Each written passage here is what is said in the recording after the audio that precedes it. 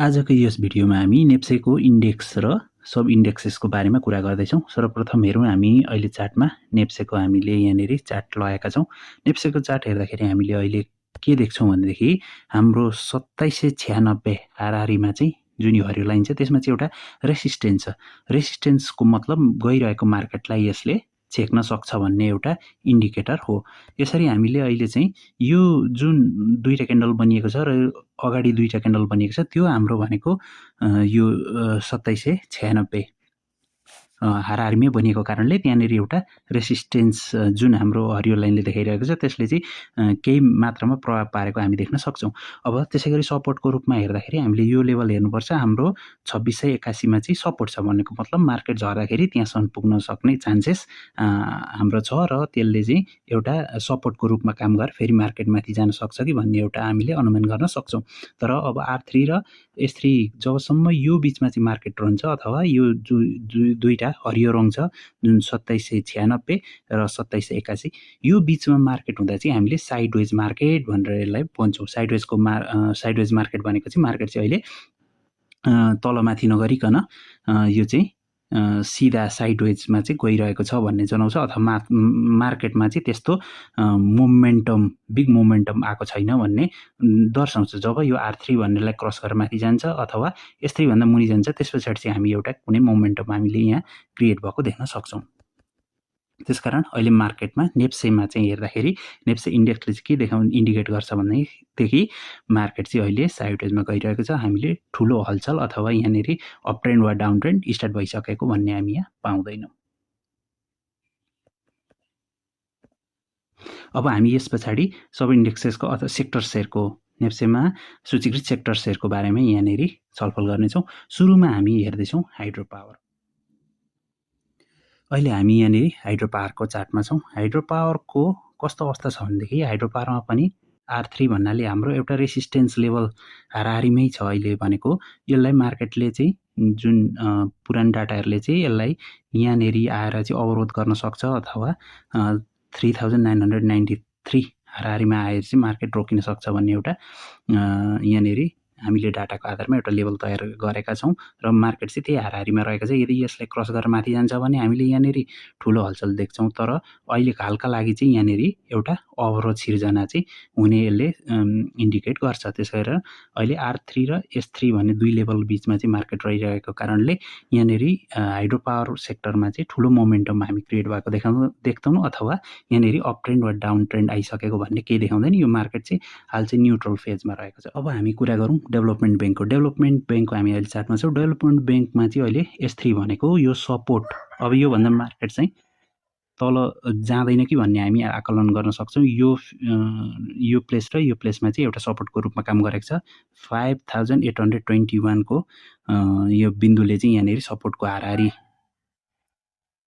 काम गरेको हामी देख्न सक्छौँ र यसको रेसिस्टेन्स रहेको छ 6085 मा R3 मा रेसिस्टेन्स रहेको छ। अहिले हाइड्रोको डेभलपमेन्ट ब्याङ्कको समग्र हेर्दाखेरि अहिले चाहिँ मार्केट चाहिँ एउटा न्युट्रल जोनमै रहेको हामी फाइनेन्सको कुरा गरौँ। फाइनेन्सको अहिले हामी चार्टमा छौँ। फाइनेन्सको हेर्दा हाम्रो R3 अथवा रेसिस्टेन्स नजिकै छौँ। पहिलाको यहाँनिर एउटा रेसिस्टेन्स थियो त्यसले यसलाई झारिदियो मार्केट त्यहाँबाट त्यो लेभलभन्दा झरो 2416 हाराहारीको एउटा लेभल थियो, त्योभन्दा मार्केट तल झऱ्यो। त्यस पछाडि फेरि अहिले पनि त्यसलाई नै त्यही लेभलले टेस्ट गरिरहेको छ र यो पनि हामी रिजेक्ट देख्न सक्छौँ। जबसम्म R3 भन्दा माथि 2416 भन्दा माथि मार्केट जाँदैन, फाइनेन्स सेक्टर जाँदैन, त्यतिन्जेलसम्मका लागि हामी मार्केटमा चाहिँ कुनै एउटा मोमेन्टम क्रिएट भएको देख्न सक्दैनौँ। अहिले फाइनेन्स चाहिँ साइडवेज मोमेन्टमै रहेको छ। यो R3 र S3 बिचमा रहेको छ। जबसम्म यो दुईटा लेभल बिचमा रहन्छ तबसम्म मार्केट चाहिँ हामी साइडवेज नै मान्छौँ।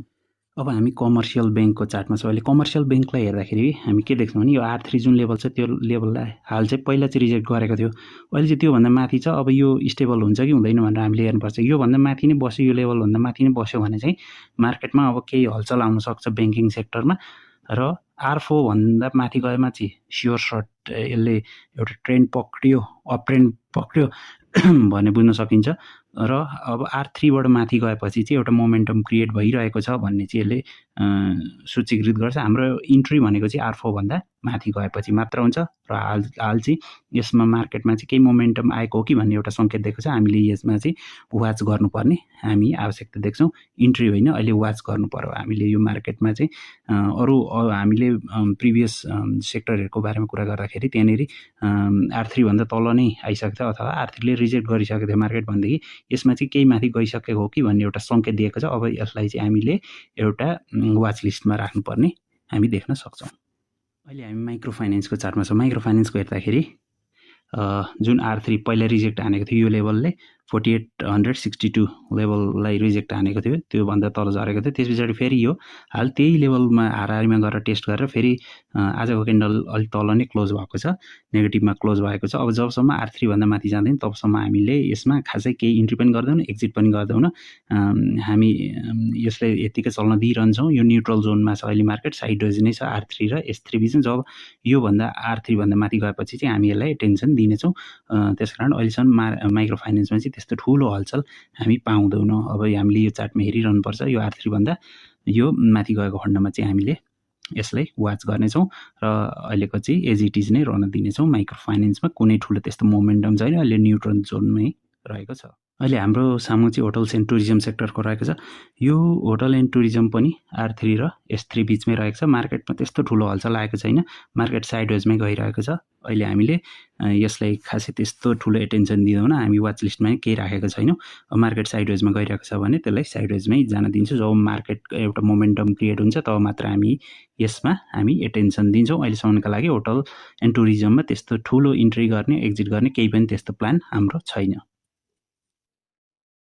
अहिले हाम्रो सामु लाइफ इन्सुरेन्सको चार्ट छ। लाइफ इन्सुरेन्सको चार्टमा हामीले हेर्दाखेरि यो R3 र S3 कै बिचमा रहेको छ मार्केट। यहाँ पहिला एउटा लेभलमा R3 लाई जस्ट टेस्ट गर्न खोज्यो, त्यस पछाडि फेरि पनि टेस्ट गर्न खोज्यो र रिजेक्ट भइरहेको छ। जबसम्म R3 भन्दा माथि जाँदैन अथवा 12,642 भन्दा माथि जाँदैन तबसम्म हामी यसलाई साइडवेज मार्केट नै मान्छौँ। यसमा कुनै पनि मोमेन्टम क्रिएट भएको छैन। अहिले मार्केट लाइफ इन्सुरेन्सको एउटा न्युट्रल जोनमै छ। न्युट्रल जोनमा हामीले अहिले रहिरहन दिन्छौँ। हाम्रो यो वाच लिस्टमा हामीले हालेको छैनौँ, किनभने R3 भन्दा माथि गएपछि मात्रै हामी यसलाई एटेन्सन दिन्छौँ अथवा S3 भन्दा मुनि गएपछि किन्न वा बेच्न यसलाई हामीले एटेन्सन दिन्छौँ। तर अहिलेको अवस्थामा चाहिँ एज इट इज यसलाई रहन दिन्छौँ, किनभने लाइफ इन्सुरेन्स त्यस्तो मोमेन्टम यसले पक्रिसकेको छैन।